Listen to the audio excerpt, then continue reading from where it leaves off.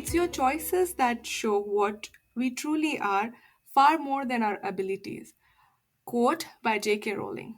Hello, everyone, and welcome to Nerdy Optometrist. This is your host, Ukti Vora. I chose this quote today because she is one of the author who has shown a wonderful and magical world by means of Harry Potter. Our guest for today has shown wonders in optometry as well. That she completed her bachelor's degree in optometry in 2008 from the University of Durban, Westville, South Africa. At the end of 2012, she completed her postgraduate diploma in diagnostics and advanced contact lenses through NECO from USA. In October 2017, she completed her postgraduate certificate in oculotherapeutics through SUNY University of Optometry, United States. She is now licensed to use and prescribe oculotherapeutic drugs as needed. She is the author of Vision Trist Practical Guide to Anterior Segment Conditions, which is now available on Amazon in Kindle format. She is also a speaker of various local optometry conferences. I also had a pleasure to share the same platform with her with webinars as well as OOLs. And that's not it. She's also the developer of Gurumed, a new and exciting international learning platform that brings practical eye care training to you. It's a pleasure to welcome Miss Marietjie Cilliers to be part of this podcast. Thank you so much and a warm Oh, welcome. thank you. Ukti. Thank you for having me. It's always such a pleasure to do conversations like this. And I was saying the other day that we've been able to reach out across the world like we've never done before. So yeah, it's just a pleasure to be involved. Absolutely. So I do know you have done tons of things in optometry and eye care, and we will be discussing it throughout this podcast. But I like to ask this question to all my guests: that how did you bump into this profession? Because it's fascinating to hear people's story. Yeah, that's such an interesting question because I think for a lot of us, it is quite a bit of a bump. It's not something that you normally would have chosen necessarily. So Right. for me, I was head set on being a med student. I wanted to be a doctor, and unfortunately, I just wasn't able to get the grades to get there. So my Mhm. said, no, let's make another plan. Let's apply for some of the other healthcare profession or healthcare environments. And I had applied for physiotherapy and optometry, with physio actually being my first option.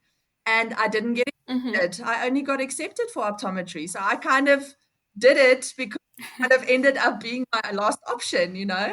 And I still laugh about it because I think it was a little bit of divine intervention. I think God knew that this was where I was supposed to be.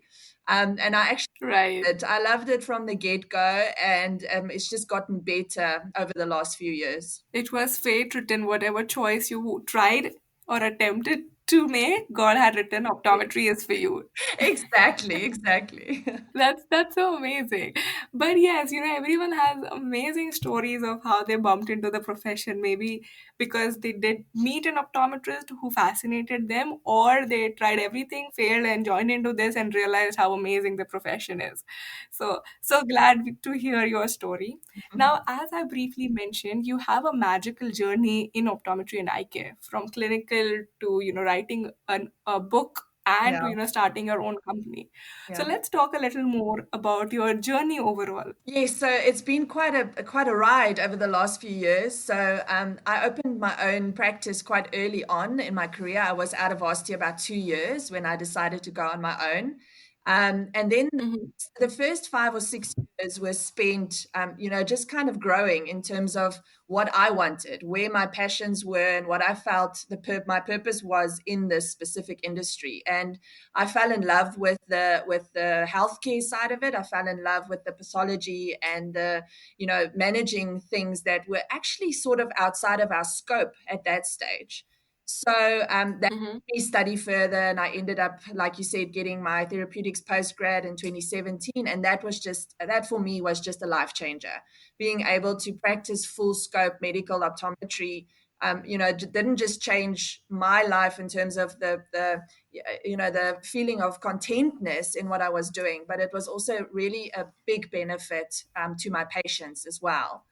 And yeah, from Right. kind of branched out. I wrote that book. Obi, Obi is a great friend of mine, and he made the suggestion for the book because there wasn't a therapeutics manual available outside of the Will's Eye Manual, and it's very hard Hmm. to actually pull that into an African market because we've got different drugs and things like that. So yeah, I wrote Right. the therapeutics guide in 2018, and from there so many doors have just opened. So I started doing conferences, webinars, like you said, with webinars. That was a great one that we did together, and I did a lot of Yeah.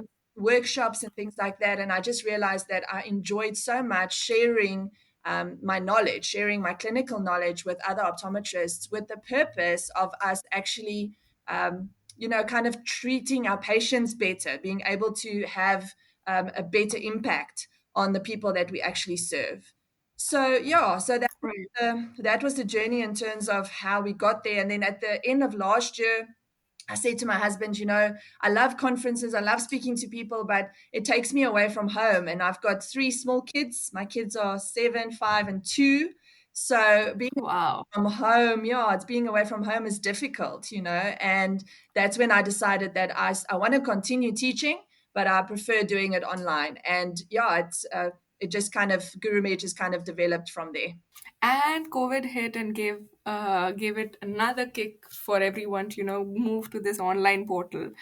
So digging deeper into Gurumed, how can you share a little more about the journey in Gurumed? What are you focusing on? How did that planned out from last year to till now? Yeah, so I mean, I started with an idea. I started with a dream, saying, okay, I want to be able to do this, but I want to put it online. And I didn't really know how I was going to go about doing that, but I knew that I wanted to put the content online. So I started with actually doing the recordings and doing the videos and putting that which I had on my head onto Mhm. video content, and developing the course as such.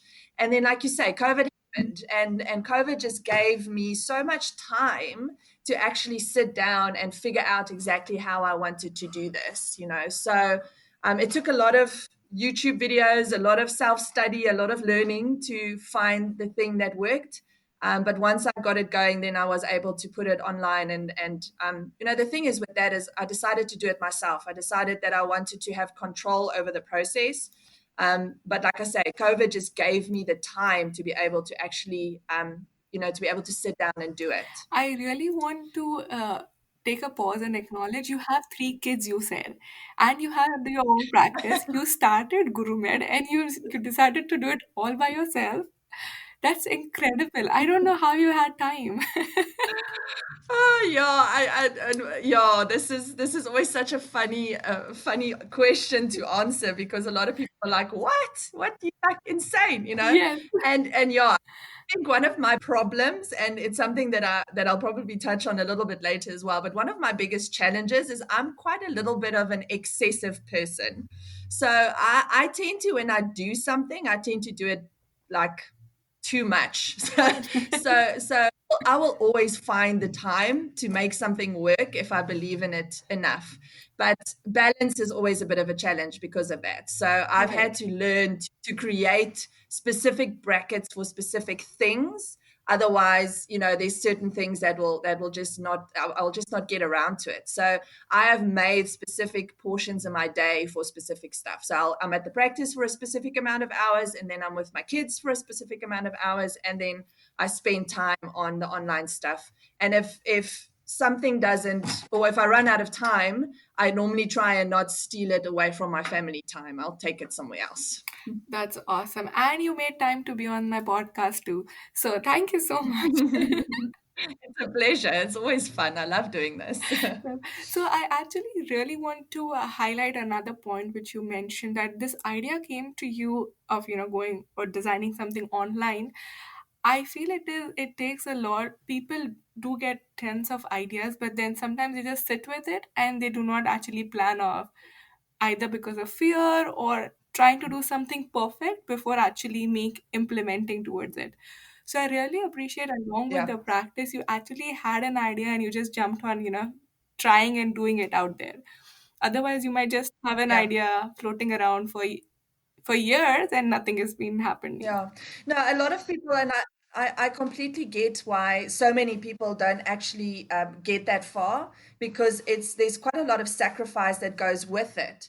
But I think the Right. important thing is one has to have a very clear image of where you see yourself going, and what it is that you are busy with, because we are going to millions of ideas throughout our Hmm. life. It doesn't mean that you have to implement all of them. I mean, if you have to be a notary every day, you will go insane. My Right. husband says to me the other day, he says to me, "No, you are a little bit crazy." So I'm a little bit crazy, but I have like a million thoughts a second and a million ideas, but it doesn't mean that we have to actually implement all of them, but you have to have a vision of where it is that you're going and what of those ideas is actually going to get you there. Right. And when you have that clear vision, it's easier to actually take the leap Right. and make something happen. Absolutely. I think this is such an important information that you shared, that, where you want to go, have the clarity and start the journey. I feel another very important and difficult thing is to start. It is just the day or time you decide you want to Yeah. get into Yeah. something, the path will just follow. Yeah. So I think that's another piece which is so important. No, I agree with you 100%. Yeah. Now, talking about Gurumed, and as you mentioned, you have created so much content, not just webinars, but writing books and creating content for your platform. Currently, content is the king. There is so much floating around, it can be overwhelming. And to stand out, you have to have quality. I want to learn a little more on the process of writing these content. Okay, so I've been thinking about this quite, hectically, because I think we don't always look at what it is that we do and put it down in words and say, okay, this is what I do. So something I have to say before I get into Hmm. how I do it is that by no means am I a content expert. Okay, I am actually currently enrolled in a short course on Hmm. that exact subject because I felt that I would like to learn from someone else, and I think that is the main focus one has to have when you go into this, is that you always have to be willing to learn. You always have to be willing to reach out to people that might know more than us or might be better at something than we are, to be able to grow in that space. Okay. But where content Right. is concerned, one of the big problems and one of the big things that I've put in here is that you have to believe that what you have to share is valuable. Because a lot of times you have this idea, Mm. and the first thing that comes to your mind is, oh, you know what, this is really not that important, or this is really not that big, or the self doubt Right. steals away your authenticity from the world. And I had a friend of mine to me, it might be simple to Right. you, but it's only simple because you're so good at it. So we actually kind of Mm. make ourselves to be not worthy of actually putting content out there because we don't feel that it's valuable, and that is not true. And then the second thing with content is, Right. at the moment, like you said, there's so much content out there. You have to be authentic. Number one, you have to be you. Don't try and be someone else or try and compare yourself with someone else, because that someone is already doing what they are doing. The only way you're going to stand out is if you are true to yourself.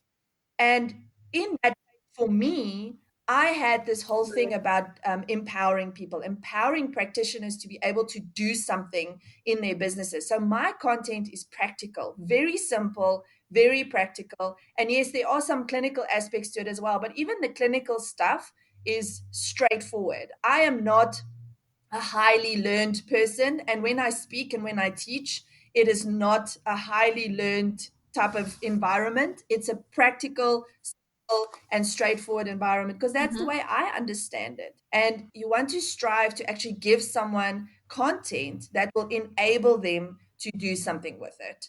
Because, I mean, what's the point of hearing something that Right. doesn't actually change something in yourself, you know? Yeah, I think that's very important, because there are two things which I have recently, like, seen or observed is, either there is a content which is more of a copy paste because you saw it somewhere, you just feel, oh, this is great, you'll just modify a little bit and put it out there, or it would be something which is so Yeah, high yeah. level that many people struggle to understand it. But if you select your audience Yes. and design accordingly, I think that would be That will make half your job easy. Agreed, agreed. And then in terms of the practical aspect of designing the content, it's not that difficult. What you do is you actually go and you write a recipe. So you go, okay, if I had to now learn X subject. So let's say we're saying I want to learn how to do a refraction on a patient, whatever. Okay, Hmm.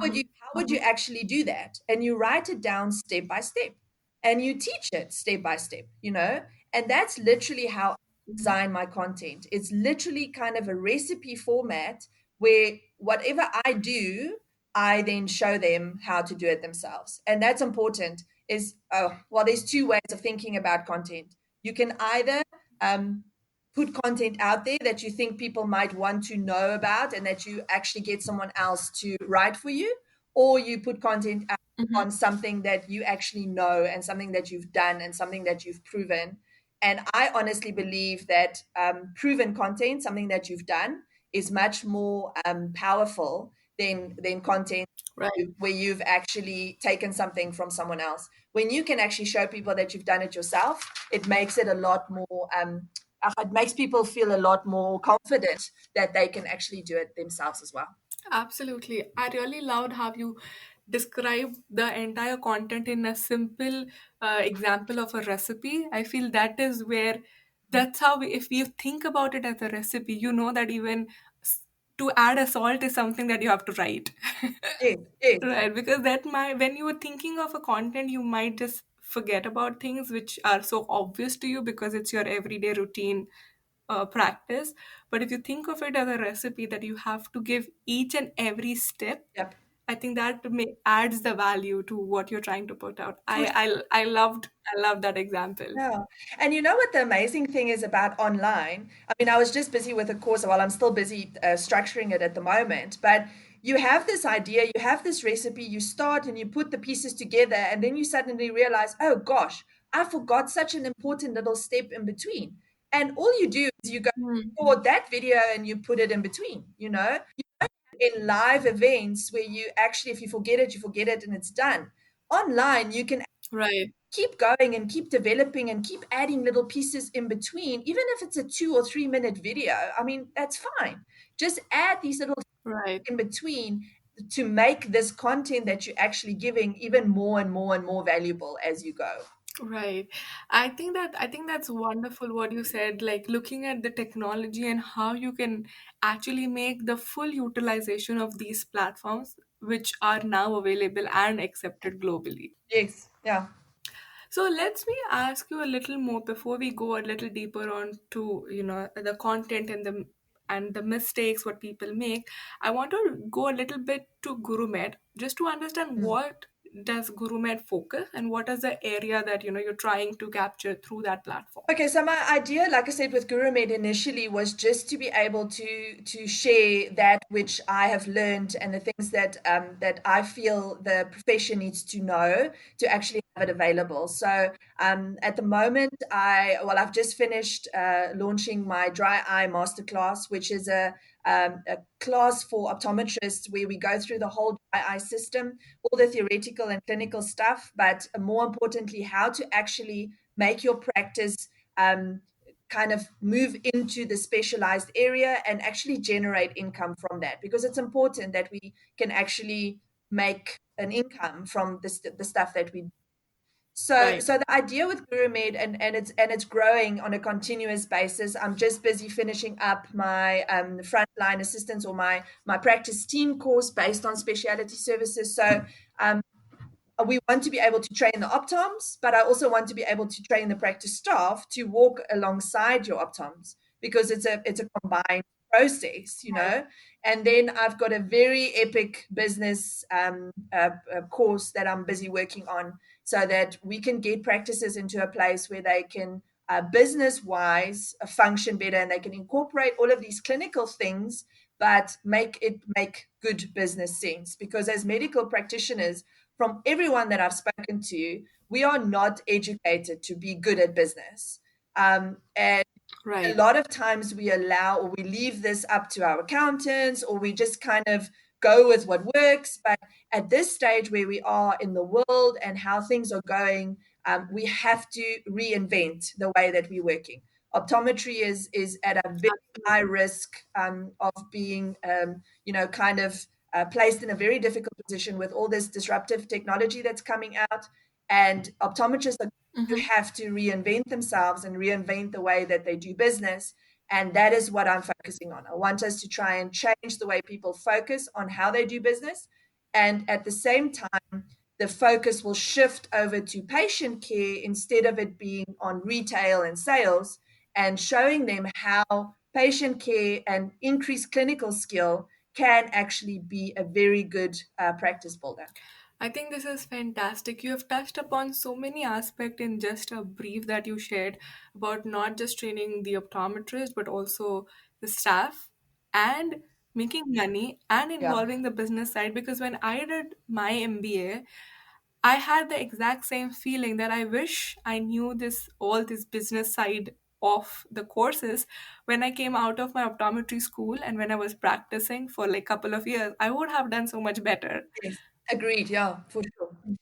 That definitely I feel is a huge chunk which needs to be incorporated Mm, mm. in the optometry school that we have in the Yeah. curriculum right now. Yeah, yeah. No, I agree 100%. And the thing though is with what I'm wanting to do, and I have very great respect for MBAs and the courses that is done. And I've never done one of those. I've always wanted to, and I've never had the time.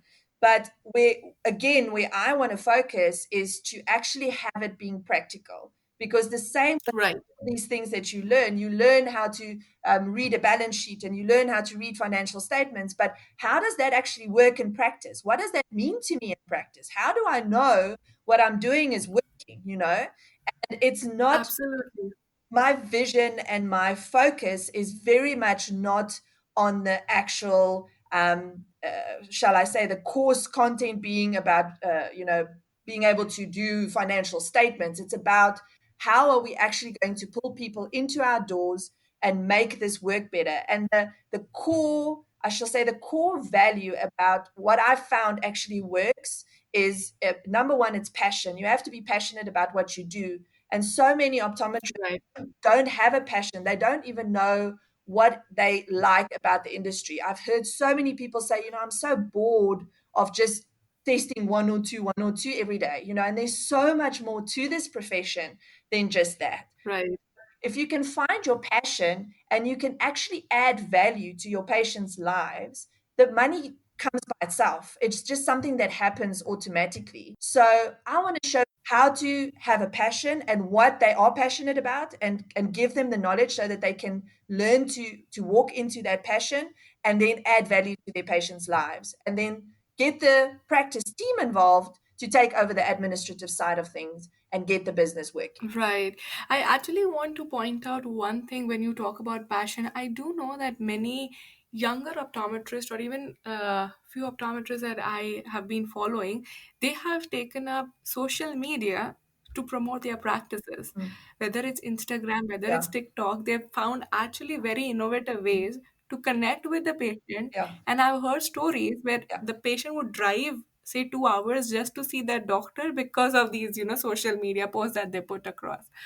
Yeah. So it could be something Exactly. that you enjoy and you're passionate about, and it's all about thinking out of the box. How can I club my passion of whatever I do with optometry? And you never know, Mm. it would just work out wonders for you. Exactly. And I mean, we get so stuck in the natural and the normal way of advertising, and those days have come and gone. And you say it yourself now. Yes, Social media is a powerful, powerful platform. And in medical practitioner or medical field, we haven't harnessed that yet, because everyone's like, oh, you know what, I just do my thing and word of mouth and all of that. We have to start changing the way that we do business for sure. right. Absolutely, absolutely. I agree with you 100%. And I think during COVID, doctors have started utilizing it Yeah. and realizing it. So I'm Mm. happy to see that growth in that domain and trying to use different platforms and technology to promote the profession as well as making their own value out of it. Yeah. No, no, no, for sure. And now when we talk about these content, whether it is, creating for your course or the webinars, I'm pretty sure because you mentioned initially that, you have learned from scratch. Mm. Were there any highlights or points that you want to share, which would be a common mistake or something that you've learned and you want people to avoid when they're trying to build these kind of contents? Okay, I think the main thing for me in terms of content building was that you need to be careful that you don't think it's important for it to be complex and long, because people don't want complex Mm, and long. People want simple and straightforward. right. So, and I'm not talking about long in terms of the whole course. I'm talking about in terms of whatever the specific topic is that you're discussing. Unfortunately, the drive-through takeaway Mm, era where people want quick results, so meet them, you want to meet them at that space with your content, and because if you're going to lose them 5 minutes into your content presentation, you've lost them for the rest of the course, so keep it simple, keep it kind of right. valuable without needing it to be really drawn out and complex.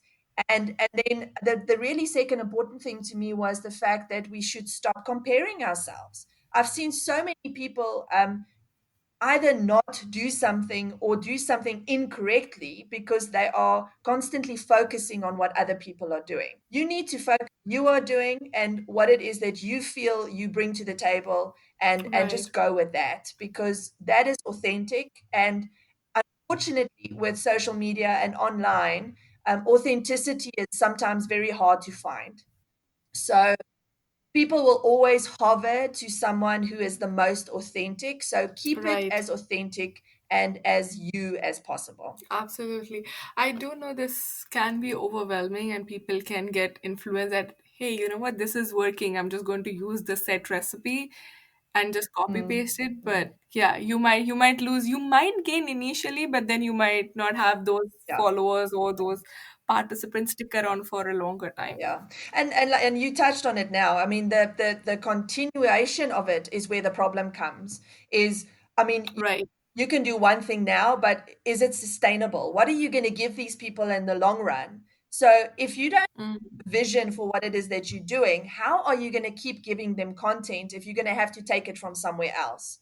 So right. rather step back from the process before you, because that's something that I probably did, is kind of get into it too quickly. I should have probably taken maybe a month or two longer to make sure that I was happy with everything that I put out there, because I had to very last minute go and change a few things and put other things in and take things out. So give yourself the space to actually develop the thing that you think that you want to do with a view on how this is going to go in the long term, before you jump in and start paying subscriptions for online platforms and doing website developments and everything. And these things all cost money. And Right. then you're actually paying these things and you're not actually ready to put your content out there. So don't rush it. I think with content, it's very important not to rush the process. And I think we all, and like I said before, I think we're all in this little fast food era at the moment, so everything has to happen quickly. But give yourself the space and the time to actually develop a sound concept before you actually put it online. Right. Absolutely. Now, talking about this entrepreneurship, building Gurumed, this itself and your own practice, which you started from scratch, is, I'm pretty sure, has been like a very tough and a challenging route for you. How do you stay focused in times when things don't go actually your way or you the way you have planned? What keeps you moving forward? Okay, so I have to share this with you because I think you guys have to hear my heart. I have to share this with you. When I walked into the practice this morning, I said to the girls, there are just some days where you wake up and you are just so over it. You are just like, I've just had enough.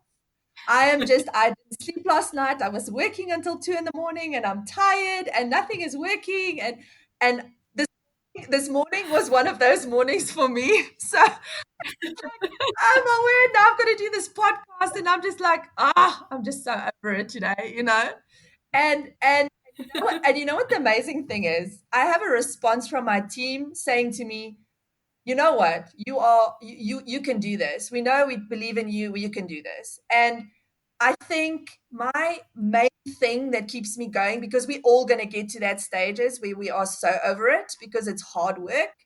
But the The Yes. main thing you have to have is you have to surround yourself with people who support you. You have to have people around you who believe in you. They don't have to understand your vision, they don't have to understand where it is that you're going, but they have to support you unconditionally. And if it wasn't people around me, if I wasn't able to go home to my husband and say to him, you know what, I'm done, I'm over it, and him saying to me, oh, come here, let me give you a hug, you'll feel better tomorrow, if it wasn't for that, I would have walked away from this a long time ago, because we really can do Yeah. this by ourselves. And I've got a very big heart for my spiritual life, and I have that peace in me that actually, helps me carry me through those bad days. But it really helps so much to have people walking around you and beside you, and actually help you, through the tough times, because you really need that. Absolutely. Now that you shared the story, I feel I should share my story as well. It actually is Yeah, so similar. So I started this podcast just out of passion and the love to, learn and share the knowledge. There are times when I do want to publish it in certain amount of time, and if I don't meet that time, I do stress out so much and I start feeling guilty yeah. about it. So the process which was Mm. developed to enjoy turns into guilt and frustration that, oh my God, I Yes, have to do this. yes, Till I go back to my yeah, husband or someone, who's my support system. They're like, you have started this to enjoy. Stop making it a yes. task. Yes, yes, yes, that's perfect. Yeah. So I think we all cross these paths, but then we have people who support and believe that, you know what, you're Mm. doing what you love, just stick to it.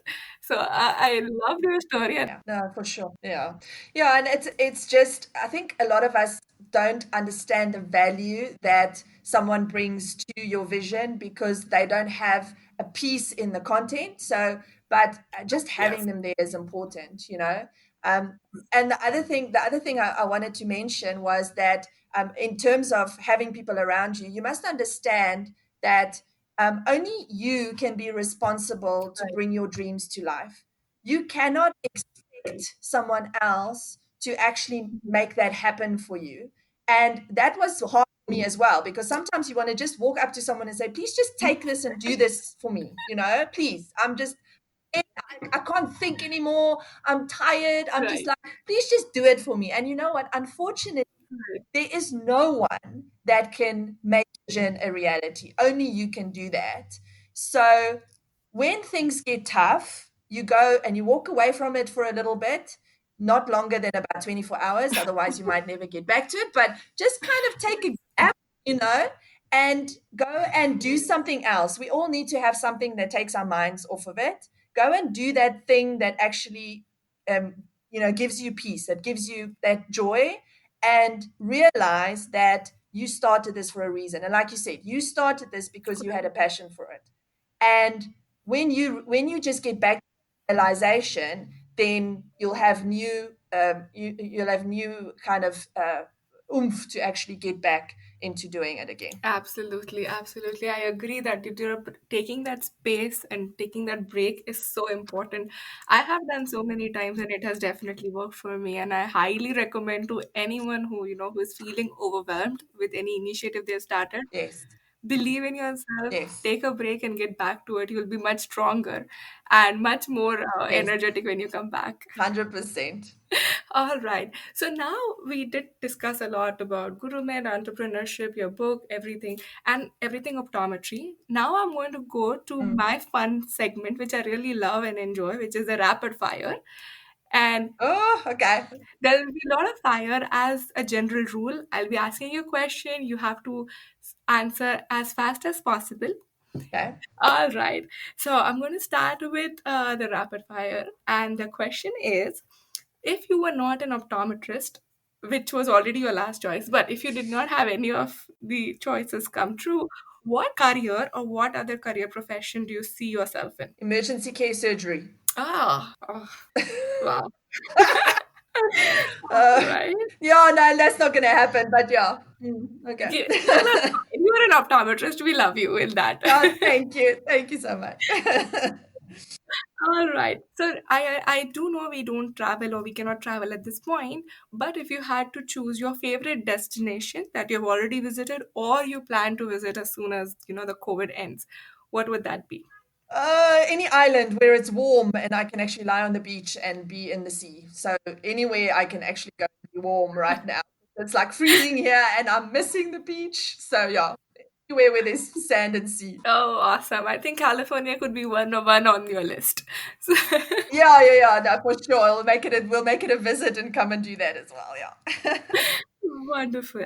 Okay, which is your favorite cuisine? Oh, yes, that's a hard one. I think at the moment probably sushi. I think.